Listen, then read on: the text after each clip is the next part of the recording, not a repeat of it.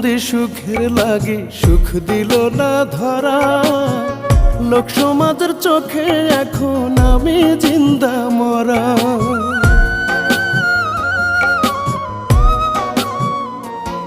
ওরে এত কান্দি সুখের লাগি সুখ দিল না ধরা, লোক সমাজের চোখে এখন আমি জিন্দা মরা।